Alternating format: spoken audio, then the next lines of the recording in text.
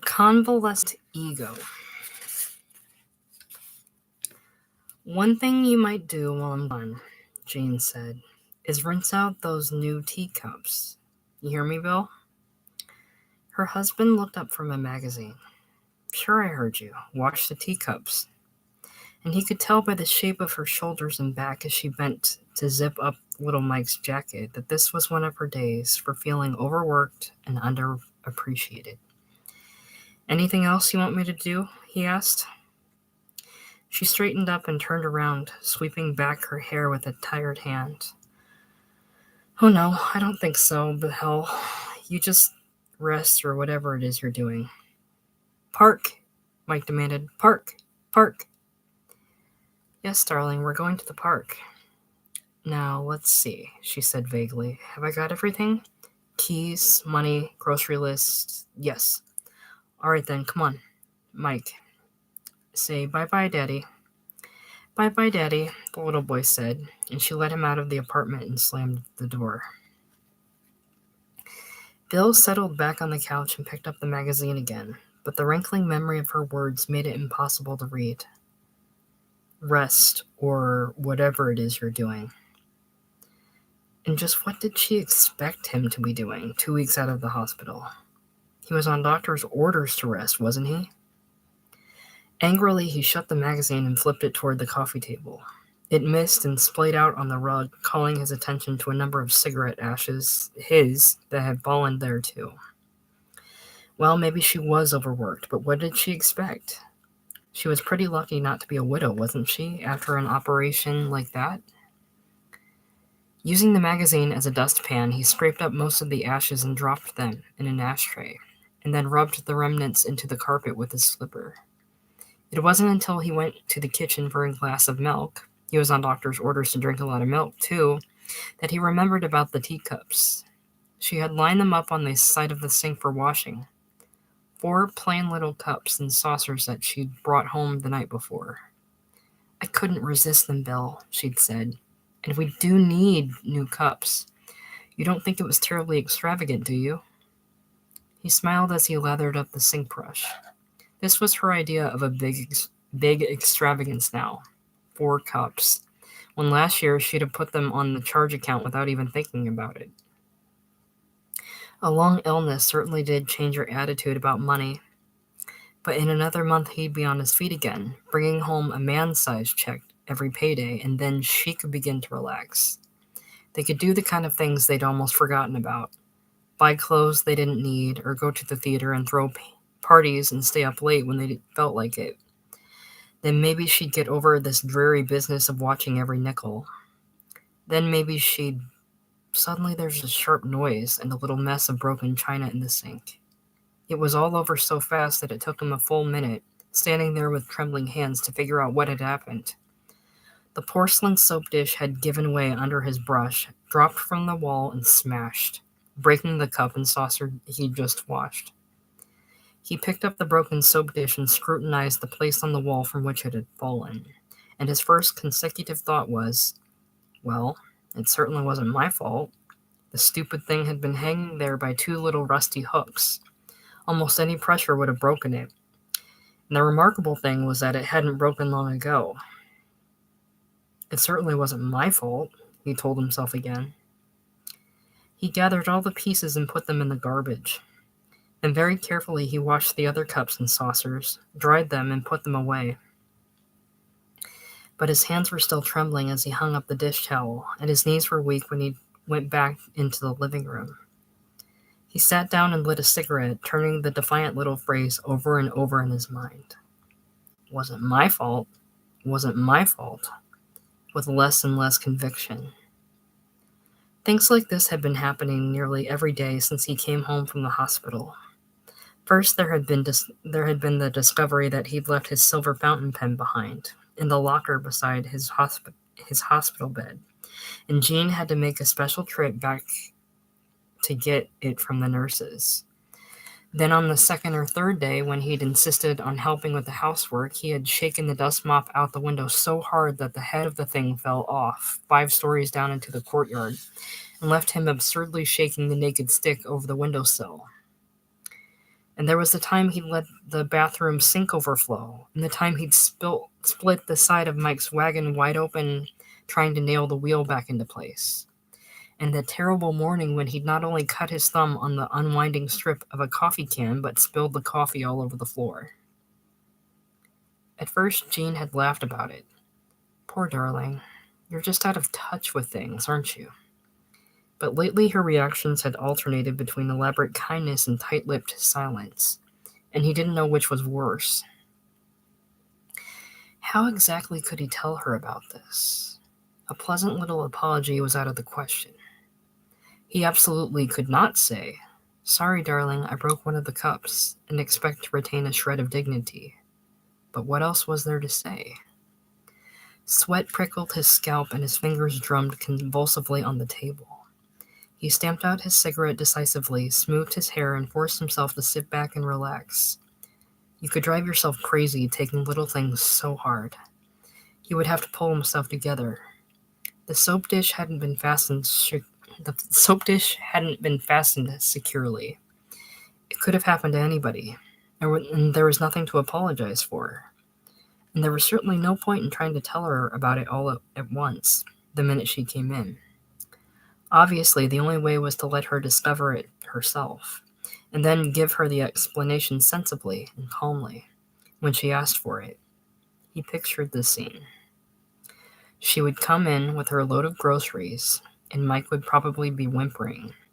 He'd get up from the couch to take the bundles from her, of course, but she'd say, "No, that's all right, Bill. You sit still. Mike, stop that now." He would try to take the bundles anyway, and she'd say, "No, Bill, don't be silly. Do you want to get sick again?" So he would sit down and watch her go into the kitchen with Mike tagging along. She might discover it right away, but more likely she'd be too busy at first. It wouldn't happen until after she'd gotten the food put away and Mike attended to. Perhaps not until she'd started to make lunch. Then there would be an abrupt silence from the kitchen, and he would hear her polite, questioning voice. "Bill?" "Yes, honey?" "What happened to the soap dish?"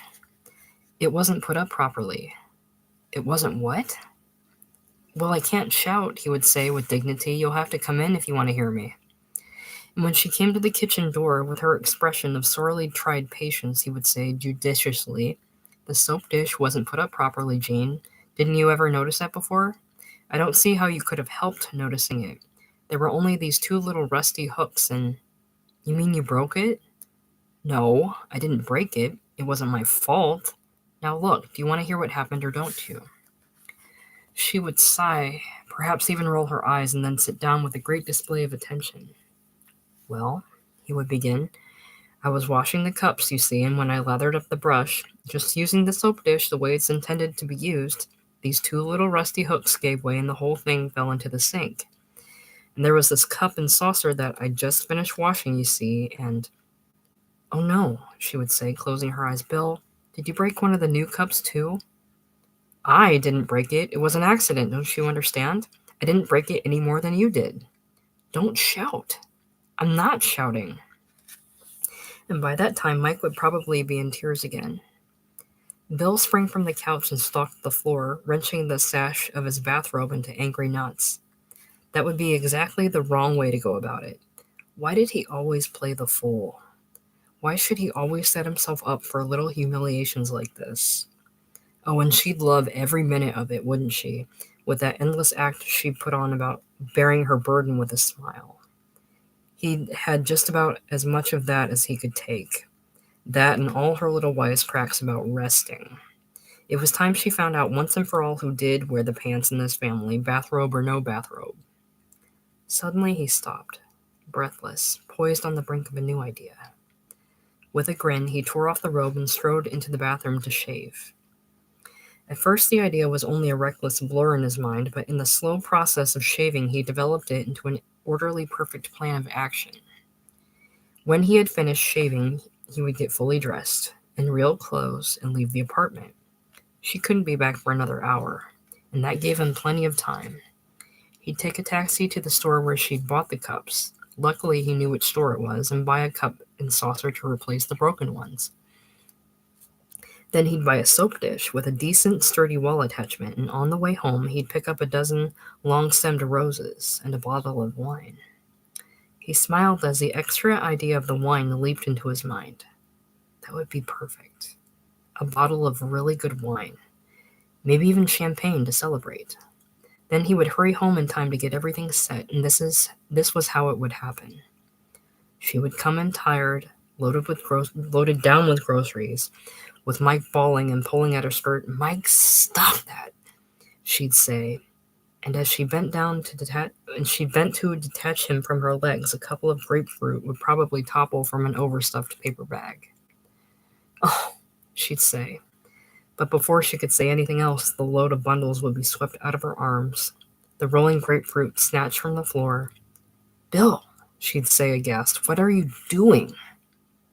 "That should be obvious," he would say, smiling, perhaps even bowing, controlling all the bundles in one arm while he pulled Mike off her with the other.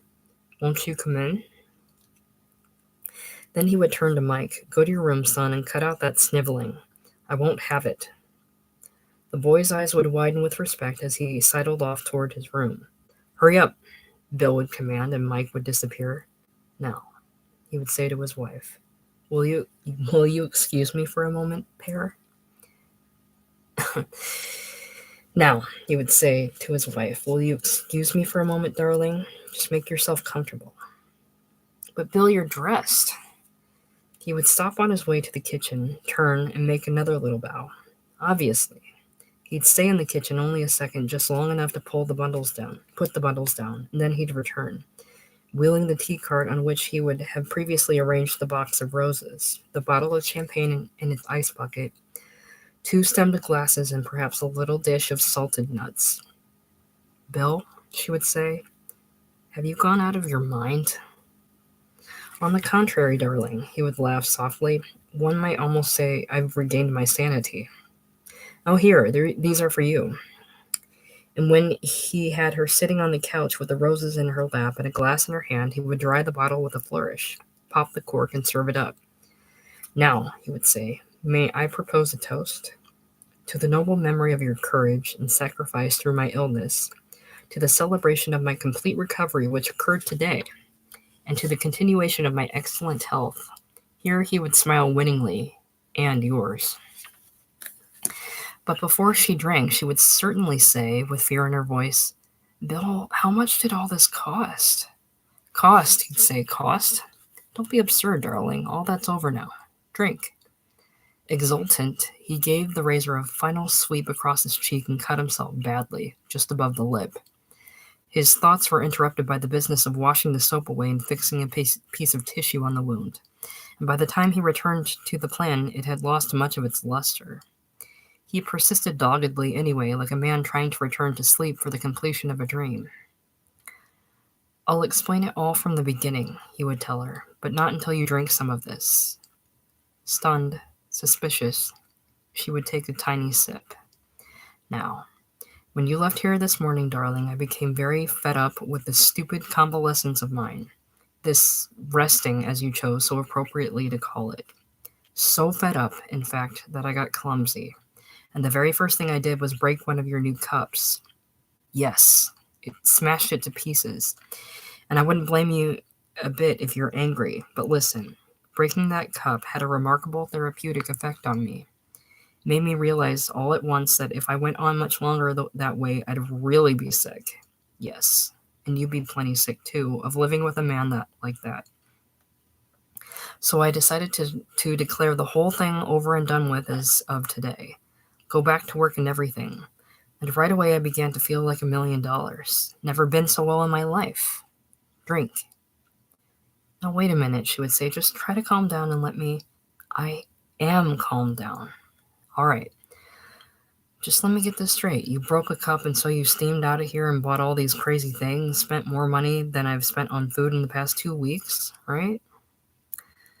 "Darling," he would say, "I'll have earned it all back by tomorrow at this time. 1 half day at the office will cover everything, and I have every intention of spending all my days, full days, at the office from now on." "Oh, don't be a fool. You know perfectly well you're not allowed to work for another month." I know nothing of the sort. All I know, she would say, is that I come home and find my budget ruined for weeks to come. You carrying on like a madman, and one of the new cups broken. The cup, he would say icily, needn't bother you anymore. It's been replaced, and so has the soap dish. Oh no, she would say, closing her eyes. You mean you broke the soap dish too? Listen, he'd say, or probably shout, I'm going to the office tomorrow. Is that clear? You're going to bed, she would say, getting to her feet. Is that clear? And I'm going to make lunch, and then I'm going to see if the florist will take these roses back. That'll recover some of the loss, anyway. And I think I'll call the doctor, too, and have him look at you. You've probably done yourself a great deal of damage this morning. You're hysterical, Bill. By the time the scene had played itself out in his mind, he was staring fiercely into the mirror, breathing hard. That was how she'd win, all right, as easily as that. She always won.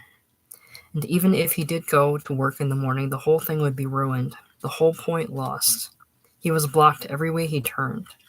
He slouched out of the bathroom and began absently putting on the robe as he walked around the carpet. But wait a minute, he thought, stopping in his tracks again. What if he wasn't here when she came home? What if he went to the office now, before she had a chance to stop him? It was only a little after 11. He could leave now, get in a full half day's work, and then come home with a new cup and the soap dish, the flowers, and champagne. What could she say to that? How could there be any argument when he confronted her with the accomplished fact? The beautiful logic of the thing was suddenly clear, and he nearly laughed as he tore the robe off for the second time and headed for his dresser. He yanked the pins out of a clean shirt and began dressing with brisk efficiency, dressing to go to work like any normal man, just as he'd done every morning of his life. It was as if there had never been any illness, any hospital, any operation, or any convalescence. Everything seemed in order for the first time in many months. He still felt a little weak in the knees, but that would go away as soon as he'd had a decent lunch. When he straightened up from tying his shoes, he almost blacked out in a rush of dizziness. He blinked and sat down on the bed, shaking his head. He was probably a little overexcited. He'd have to get a grip on himself, so that when he walked into the office, he would look fit and rested. Already he could picture their faces when he got off the elevator. Bill, his boss would say, looking as if he'd seen a ghost, and Bill would grin at him and shake hands. Hi, George, and sit casually on the edge of his desk. But your wife said you wouldn't be back for another month at least. Oh, he would say, you know women, George, she exaggerates everything. Anyway, here I am. Cigarette? Well, it's certainly great to see you, boy, but how do you feel? Like $1 million, George, never better in my life. How's everything here in the shop? It would be as simple as that. And as soon as he'd straightened up his desk and shaken hands with everybody and answered all their questions, he'd be back in commission again, doing a job and on the payroll. But he'd have to hurry now, if he wanted to get out of here before she came home. Knotting his tie in the mirror, he planned the note he would leave for her, something short and to the point. Decided to stop fooling around, gone to the office. Feeling great, see you later. What kind of champagne do you like? Or maybe it would be better to let the champagne be a complete surprise. When he made his triumphal return, he hurried over to the desk and wrote it out, omitting the part about the champagne, making the whole thing look very casual. Inspired, he'd finished off with a P.S. Cup, soap, dish broken. Sorry. We'll replace both on way home tonight. Then he propped it on the coffee table where she couldn't miss it and chuckled. She would come in loaded down with clumsy bundles, exhausted, with Mike howling and dirty and hanging on her skirt. Mike, stop that. Stop it this instant. Bill? She would call plaintively. Would you mind getting up for just a minute and giving me a hand? Bill, do you hear me? And she'd stagger into the living room enraged, dragging Mike and spilling half her groceries. Look, Bill, I hate to tear you away from your... But then she would stop, amazed. finding him gone and the apartment empty and the little note propped on the table. She probably wouldn't be able to do anything for an hour or so, until after she'd made Mike's lunch and gotten him settled for his nap. But after that, the first thing she'd do would be to call him frantically on the telephone. He would take the call at his desk, leaning back in the swivel chair and answering the phone in a crisp, businesslike way. "Bill?" she'd say, "is that you?" He would feign surprise. "Oh, hi, baby, what's on your mind?" "Bill, have you gone mad? Are you all right?" Never better, honey. Say, I'm sorry about that cup and the other thing, the soap dish. That what you called about? Listen to me, Bill. I don't know what this is all about, but you're going to get right on the bus and come home. Do you hear me? No, better take a taxi. This instant. Do you hear me? But baby, he'd say, you know I can't quit work in the middle of the day. You want to get me fired? He laughed aloud. The line about getting fired was a hot one. He was all ready to go now, except for the piece of tissue on his lip. He pulled it off carefully, but the cut was still fresh and started to bleed again. Cursing, he dabbed at it with his handkerchief and stood by the door waiting for it to heal. What would she say next, after the line about getting fired? Probably something like, look, just what is all this supposed to prove? Would you mind telling me? Sure, he'd say. Proves I'm well, that's all. Well, man's got no business moping around the house all day, making work for his wife. Ought to be out earning a living, providing a little security for her. Anything wrong in that? Oh, nothing at all, she would say. That's just lovely. You stay right there and make yourself ill, and come home tonight and collapse, and go to work tomorrow and come home in an ambulance. That's just fine, isn't it? That'll give me lots and lots of security, won't it? Aw, now, honey, you're all excited about nothing. You've just got this stubborn idea in your head that I'm... But probably about this point, George would walk into his office, the way he always used to do when Jean was on the phone. Say, Bill, here's a couple of reports you might want to look... Oh, sorry. And he'd sit down well within earshot to wait until Bill was free. All right, Bill, Jean's voice would say coldly in the receiver. I'll put it this way. Either you come home right now... Okay, he'd say cheerily, trying to convey by the false tone that he was no longer home. Okay then, honey, I'll see you at 6 o'clock. Either you come home right now. Right, honey, 6 o'clock. Or don't expect to find me here when you do come home. I'll be on the train for Mother's, and so will Mike. I've had just about enough of your kind of security. And there would be a little dry click as she hung up the phone. Bill rubbed his head, sweating, looking at the note. He had never felt more thoroughly beaten in his life. He walked over to the table, crumpled the note, and threw it into the wastebasket. That was that. And suddenly he stopped caring about the whole thing. Let her say or do whatever she wanted. Let anything happen. He was through. He surrendered. All he wanted was to go out and sit down in a bar and have a drink. Or 2 drinks. Or 3. He grabbed his hat out of the hall closet, wrenched open the front door, and stopped short. There she was, just coming in, about to put her key in the door he had flung open, looking up startled into his face. She was carrying only a few light packages, and Mike was neither crying nor pulling her skirt. He was grinning, in fact, and eating an apple. Well, she said, where are you going? He jammed on his hat and brushed past him. Out for a drink. Like that? With your suspenders hanging down? One sickening glance confirmed the fact. The suspenders hung in loops against his trouser legs. He spun around and glared at her, then started back toward her at a slow and menacing gait. Listen, it's a good thing you came back before I left because I've got a few things to tell you. Is it necessary to tell the neighbors too? She inquired. Grimly, controlling himself with a supreme effort of will, he followed her back into the apartment, took off his hat, and followed her around while she disposed of the groceries and shooed Mike off to his room. Then she confronted him with a prim smile. Now. He planted his fists on his hips, rocked on his heels a few times, and grinned evilly at her. "You know that soap dish? Well, it's broken." "Oh." Annoyance flicked briefly on her face, then she resumed her thin little smile.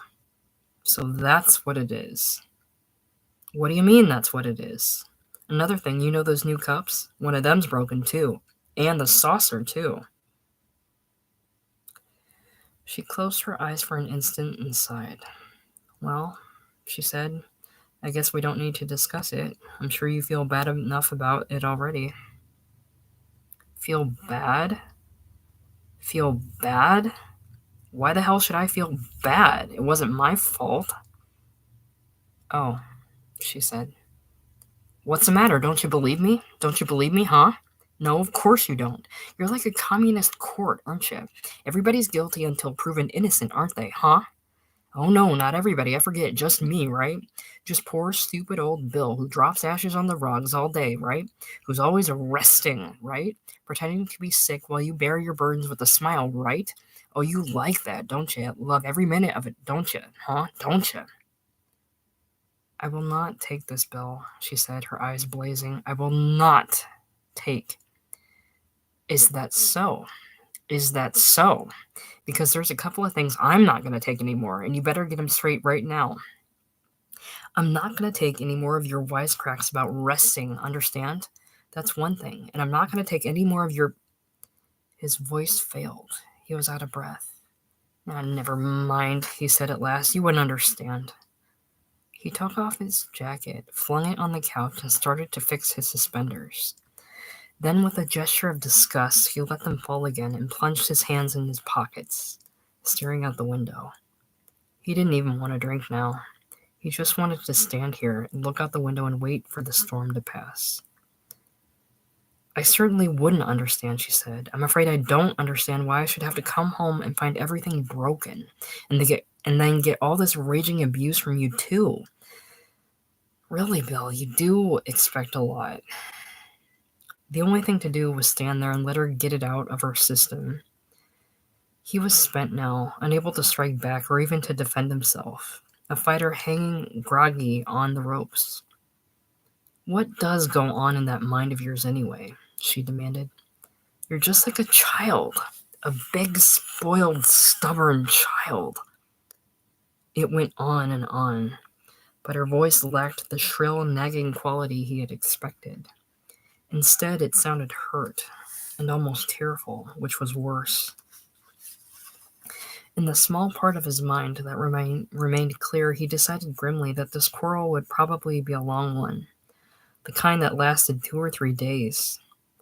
The shouting and recriminations would stop soon, but there would be a long interval of cold silence, of polite little questions and answers over meals, of going to sleep without even saying goodnight before he could decently go to her and say this big, simple thing that might have averted it all in the first place. "I'm sorry, darling." Her tirade came to an end, and he heard her flounce off into the kitchen. Then there was a series of curt, business-like kitchen noises. The refrigerator opened and shut, pots rattled, carrots scraped, and in a little while she came back again and started briskly straightening a slipcover right behind the place where he stood. What would she do, he wondered tensely, if I turned around and said it right now? But at that moment a remarkable thing happened behind his back.